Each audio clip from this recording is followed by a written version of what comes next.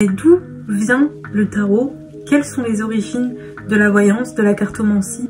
En vrai, c'est très difficile aujourd'hui de savoir avec précision quelle est l'origine exacte du tarot. Tout ce qu'on peut affirmer vraiment, c'est que ça viendrait de l'Égypte antique. Pourquoi? Parce que à la base, c'était un très ancien livre hiéroglyphique où les Égyptiens traçaient des figures assez mystérieuses pour ensuite les expliquer en famille.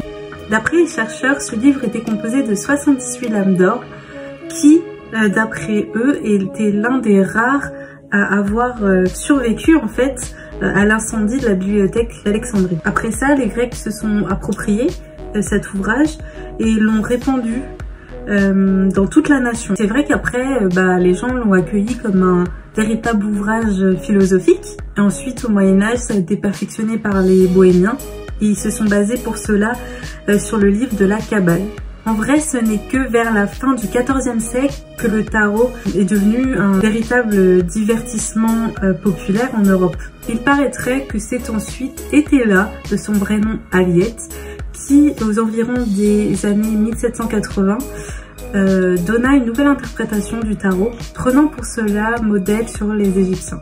Éthéla, c'était en fait qu'un simple garçon coiffeur sous la Révolution qui consacra 30 ans de sa vie à étudier le tarot égyptien. Il entreprit de traduire le livre du Thoth, mais ses explications trop compliquées n'ont pas séduit le grand public et n'ont pas toujours été recevables. C'est quelqu'un qui a été complètement rayé par ses détracteurs, et pourtant on ne peut pas nier son remarquable travail d'intuition. C'est quelqu'un qui avait des très grandes intuitions et qui en plus ajoutait à ça des connaissances occultes qui étaient très pointues, parce qu'il s'intéressait beaucoup aux choses, et c'est ça qui l'a conduit à la pratique de la cartomancie. En s'intéressant très fort à cet art, il a pu conquérir Paris, et le Paris de l'époque se donna rendez-vous dans les salons de son splendide hôtel, compta notamment parmi ses clientes l'impératrice Joséphine. Certes, on ne peut pas comparer Éthéla à Eliphas Lévi ou encore Stanislas de la Gaïta, mais c'est quand même quelqu'un qui a laissé une grande trace dans le domaine de la cartomancie,